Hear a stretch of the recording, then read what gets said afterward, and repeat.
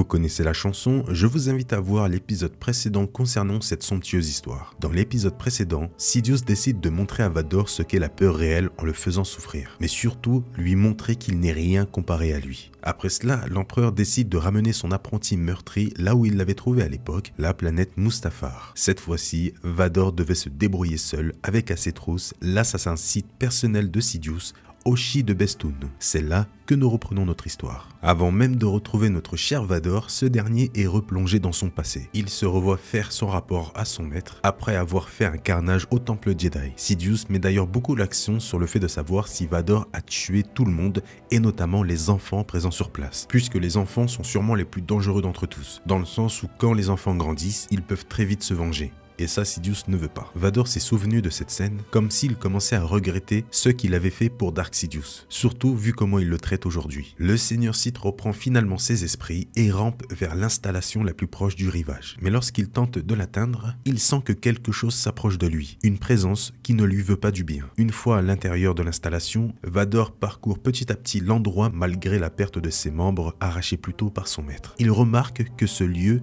ne lui est pas inconnu. Il se rappelle être déjà venu ici, notamment lorsqu'il n'était pas encore enfermé dans l'armure qui a fait sa renommée. Finalement, il se souvient que c'est ici qu'il a décimé le conseil séparatiste. Il tombe d'ailleurs nez à nez avec le cadavre décomposé de Nut Gunray exécuté quelques années plus tôt par Vador. Mais le Seigneur Sith n'avait actuellement qu'un seul et unique but, se remettre sur pied. Malgré l'abandon de l'installation, des droïdes souris étaient toujours fonctionnels et se baladaient un peu partout dans les décombres. Vador réussit à attraper l'un d'eux pour le reprogrammer à accomplir une tâche précise, l'aider à se réparer. Le petit droïde maintenant reprogrammé va commencer petit à petit à ramener des pièces pour réparer l'armure de Vador, mais aussi remplacer ses membres perdus. Finalement, les autres petits droïdes souris feront de même et amèneront tout ce qu'ils trouvent pour aider un Vador complètement affaibli et souffrant. Il finit par se greffer tout ce qu'il pouvait trouver et faire office de membre de remplacement, comme une jambe de droïde B1, une autre jambe qui ressemble à celle d'un droïde de protocole et un bras de droïde B2. Vador était devenu la machine qu'il redoutait tant. Actuellement, il y a un très beau parallèle avec deux choses. Le premier, c'est de voir qu'on a plus affaire aux compétences d'Anakin qu'aux compétences de Dark Vador, dans le sens où Anakin était passionné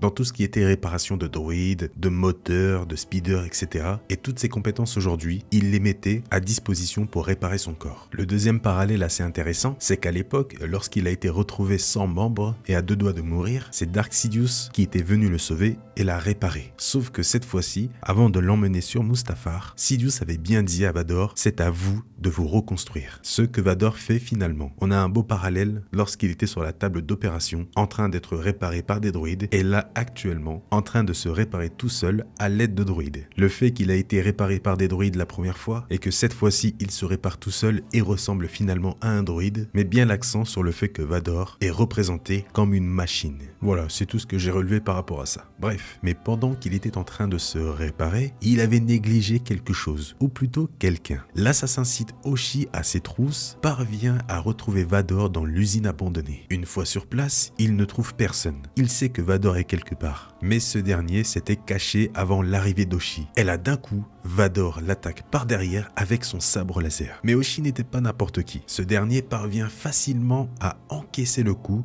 puisque son armure est capable de résister aux coups de sabre laser. Alors on ne sait pas en quelle matière est faite l'armure, mais pour résister à un coup de sabre laser direct venant en plus de ça de Vador, c'est du très bon matériau. J'aurais tendance à dire qu'Hoshi aurait une armure en Beskar ou peut-être un matériau encore plus résistant. Bref, il résiste sans mal et contre-attaque parfaitement bien en touchant Vador plusieurs fois, notamment au torse. Le Sith ne s'attendait pas à tomber sur un combattant comme Hoshi. Vador essaye ensuite de l'avoir une nouvelle fois, mais Hoshi esquive aisément son coup de sabre laser, ce qui laisse le temps à Vador de fuir en se cachant de l'assassin. D'ailleurs, Hoshi est un peu surpris de savoir si c'est réellement Vador ou non, puisque selon lui, Vador n'était pas quelqu'un qui fuyait son adversaire. Donc il essaye un peu de le charrier dessus. Vador, maintenant caché dans les ombres, demande d'ailleurs à Hoshi qui il est. Ce dernier se présente en disant être un assassin Sith. Pendant qu'Hoshi tente de retrouver Vador, ce dernier rétorque sans tarder en lui disant qu'il se présente comme un assassin Sith alors qu'il n'est pas un Sith. Il va ensuite essayer de briser Hoshi psychologiquement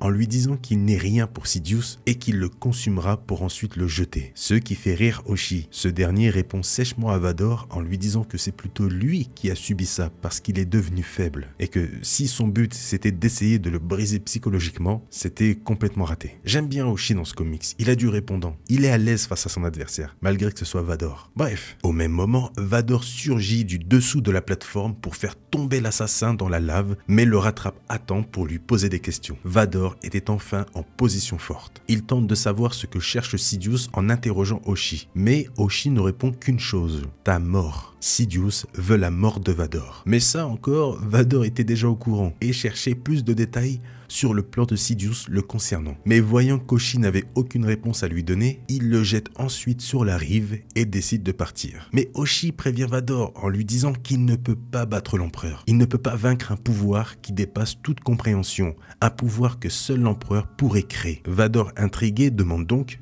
quel est ce pouvoir? Où est-il et quand va-t-il le créer? Mais avant de pouvoir avoir une réponse, une autre présence intervient. Elle a l'air d'appeler Vador. Et ce dernier sent que cette présence provient d'une grotte derrière lui. Donc il décide d'aller voir pour se retrouver face à cette grotte. Au même moment, l'assassin décide de poursuivre le site et le rattrape. Il avait lui aussi senti cette présence qui appelait. Hoshi en déduit donc que Vador a réveillé quelque chose dans cette grotte pour essayer d'obtenir des réponses en utilisant la force. Il lui rappelle donc que son maître lui avait strictement interdit de s'en servir. Si vous utilisez la force une seule fois, Seigneur Vador, je mettrai fin à tout ça. Voilà les mots de Sidious avant de laisser Vador sur Mustafar. C'était dans le comics précédent. Vador bien sûr se justifie en disant qu'il n'a jamais utilisé la force et qu'il n'a appelé personne, mais au contraire, c'est lui qui a été attiré par cette présence. Hoshi décide donc de tirer sur l'entrée de la caverne pour la faire s'effondrer et que Vador ne sache pas ce qu'il y a dedans. Mais ce dernier tente d'arrêter Hoshi en lui lançant son sabre laser, sauf que l'assassin est un assassin expérimenté et il réussit sans grand mal à rattraper le sabre laser à une main rapidement. Mais Vador, voyant l'entrée de la grotte s'effondrer, décide d'y pénétrer sans son sabre laser au lieu d'affronter Hoshi. Il voulait vraiment voir ce qu'il y avait dans cette grotte. Il essaye de se sortir des décombres alors qu'il entend quelqu'un parler encore une fois, avec une voix qu'il n'avait jamais entendue. Une voix qui n'était clairement pas humaine. Le Sith affaibli se dirige donc vers le son de cette voix pour y découvrir une créature immonde ressemblant à une araignée sur une tête de géant. Cette créature se prénomme l'œil de Webesh Bog et il a des réponses pour Vador si ce dernier parvient à résoudre ses énigmes. Ce Star Info touche à sa fin. Pour les plus connaisseurs, vous avez sûrement reconnu la bête puisqu'elle devait à l'origine apparaître dans l'épisode 9, mais elle est finalement apparue dans la novélisation de l'épisode 9 auprès de Kylo Ren sur Mustafar. Encore une nouvelle grosse connexion, ça fait super plaisir. J'espère vraiment que vous avez apprécié ce Star Info. Si c'est le cas, comme d'habitude, le petit pouce bleu, on n'oublie pas ça, c'est très important et c'est gratuit. Personnellement, j'ai vraiment adoré voir Hoshi en action et j'espère vraiment en voir plus à son sujet. Pour ceux encore qui se demandent qui est Hoshi, c'est tout simplement le meurtrier des parents de Rey dans l'épisode 9. C'est dingue à quel point cette série de comics se connecte énormément à la postlogie, notamment à l'épisode 9. Je sens que dans les prochains numéros, on va peut-être même voir l'orienteur Sith qu'on aperçoit dans l'épisode 9. Surtout qu'à un moment, Hoshi parle d'un pouvoir que Sidious peut créer. Pouvoir qu'il peut créer sur la planète Exegol peut-être. Vador ira peut-être faire un tour là-bas, j'en suis presque sûr. Nous verrons bien sûr avec les prochains numéros. Dites-moi dans les commentaires ce que vous avez pensé de ce Star Info, de cette histoire. Si vous avez la moindre question concernant le sujet de cette vidéo, n'hésitez pas, j'y répondrai ou d'autres le feront à ma place. Un énorme merci aux nouveaux membres soutiens de la chaîne, ça grandit de jour en jour, je vous remercie énormément de me faire confiance. Si vous souhaitez rejoindre la chaîne, il y a juste à cliquer sur rejoindre. Merci grandement aux membres soutiens et surtout merci à tous d'avoir regardé cette vidéo. Je vous souhaite une très bonne journée ou une très bonne soirée, prenez soin de vous et à la prochaine.